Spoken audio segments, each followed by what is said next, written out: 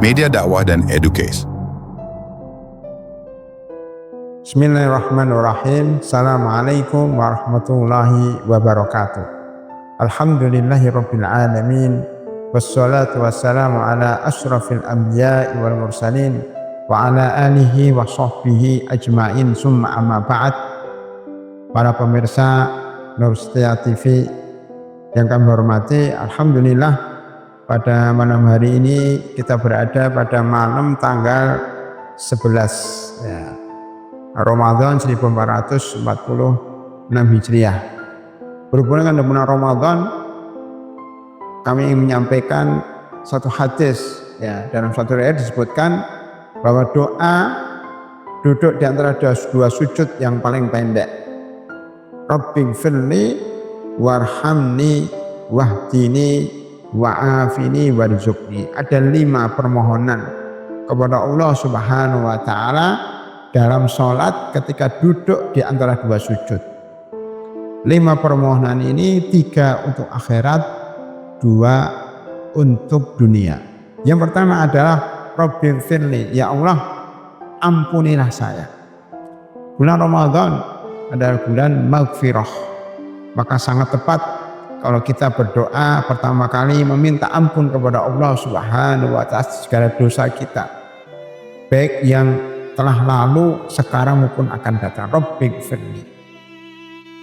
Orang hidup ini pasti berdosa, pasti punya kesalahan, dan itu sudah takdir dari Allah. Allah menentukan bahwa setiap manusia harus salah dan harus berdosa. Ini ditunjukkan dengan peristiwa Nabi Adam alaihissalam, ketika beliau diciptakan pertama kali di surga dan beliau ditakdirkan berbuat salah, padahal sudah dilarang makan buah yang terlarang, tetapi kemudian beliau melanggarnya dengan izin Allah, bermaksud kepada Allah dengan makan buah yang terlarang, sehingga kemudian beliau dan istrinya Hawa itu kemudian diturunkan ke muka bumi karena kesalahannya. Ketika diturunkan itulah beliau berdoa, Rabbana zalamna anfusana wa in lam taghfir lana wa tarhamna lanakunanna minal khasirin. Ya Allah, kami telah mendolimi diri kami sendiri, kami telah bermaksiat kepadamu ya Allah, maka jika engkau tidak mengampuni kami dan tidak memberikan rahmat kepada kami, tentunya kami termasuk orang-orang yang merugi. Di sini Nabi Adam alaihissalam memahami bahwa keuntungan, kesuksesan di dunia itu 2, mendapatkan ampunan dari Allah dan mendapatkan rahmatnya. Ini sesuai dengan doa duduk di antara 2 sujud dalam sholat, Rabbighfirli, ya Allah ampunilah diriku. Karena dengan ampunan Allah itu kita akan selamat di akhirat. Rabbighfirli. Yang kedua, warhamni, dan rahmati saya. Rahmat adalah kasih sayang Allah, baik di dunia maupun di akhirat. Kasih sayang di dunia berupa kehidupan yang baik, kesehatan, kesempatan, rezeki yang halal, itu rahmat. Kemudian rahmat di akhirat adalah surganya yang luas-luas langit dan bumi. Makanya dua doa ini, Rabbighfirli warhamni, diringkas oleh Allah Subhanahu wa taala dalam surat Ali Imran ayat 133, wasari'u ila magfiratin min rabbikum wa jannah.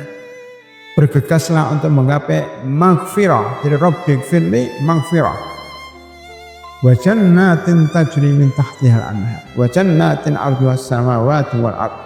Dan surganya, surga adalah bentuk rahmat dari Allah di akhirat.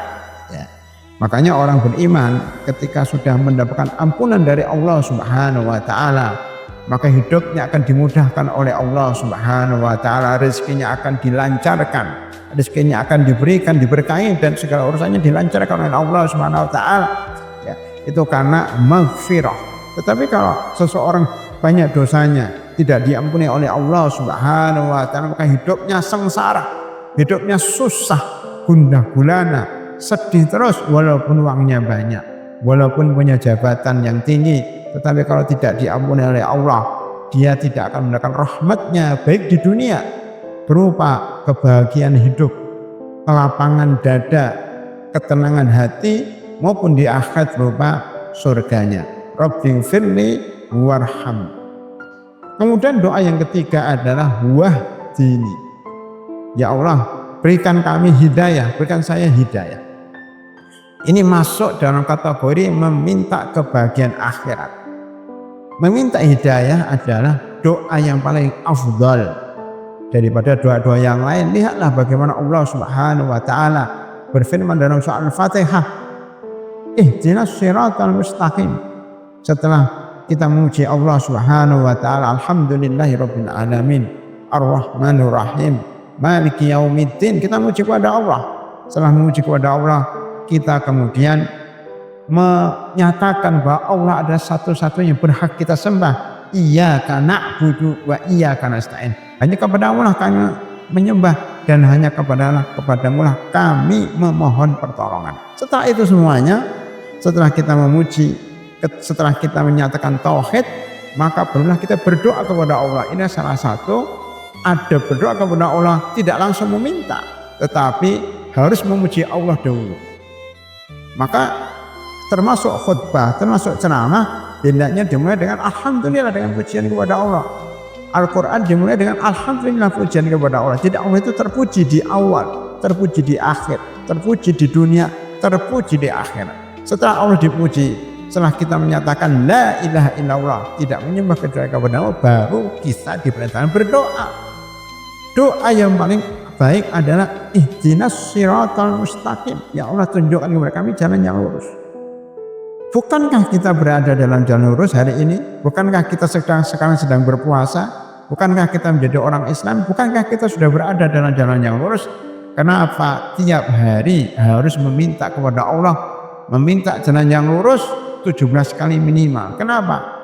Jawabannya karena memang sekarang kita berada di atas jalan yang lurus, tetapi tidak bisa menjamin besok hari, minggu depan, bulan depan, tahun depan, 10 tahun mendatang belum tentu kita dapat hidayah. Maka wajib bagi kita memohon hidayah kepada Allah, jalan yang lurus setiap hari sampai akhir hayat. Wahdini ihdinas siratal mustaqim. Inilah doa yang paling baik, memohon petunjuk jalan yang lurus di dunia, jalan yang mengantarkan kepada ridhonya dan surga.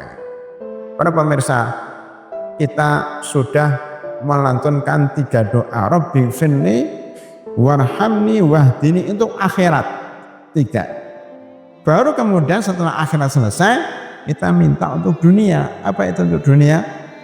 Wahdini wa'afin. Untuk dunia kita minta 2 saja. Akhirat kita minta 3, dunia minta 2. Apa itu 2? Wa'afini, minta kesehatan, minta keselamatan.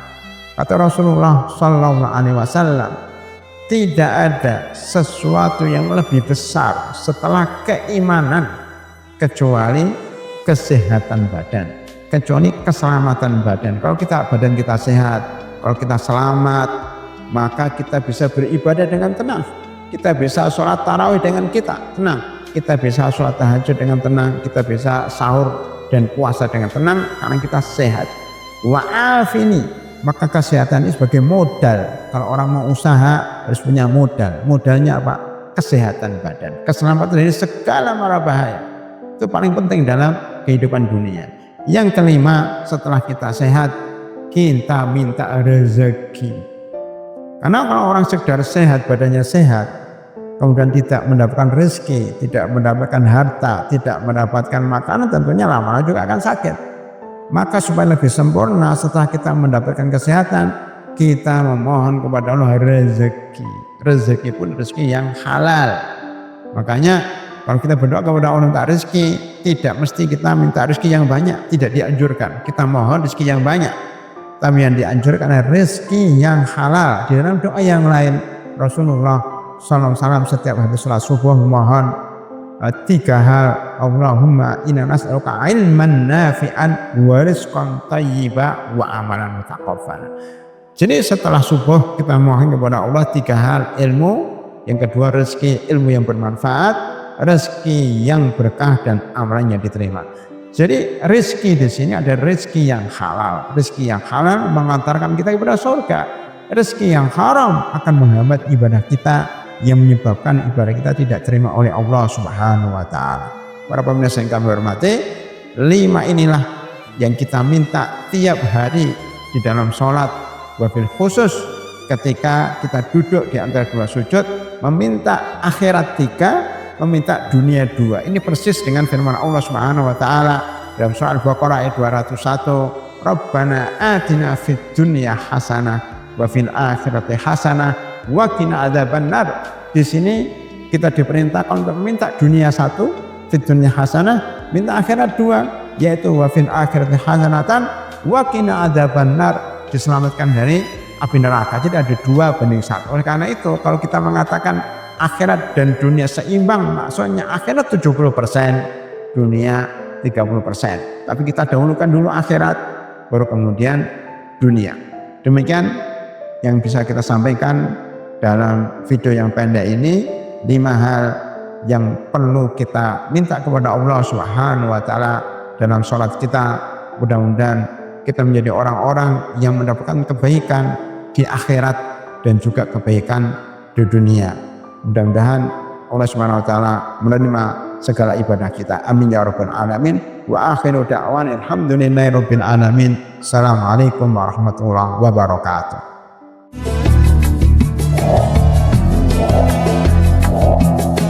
Setia TV, media dakwah dan educase.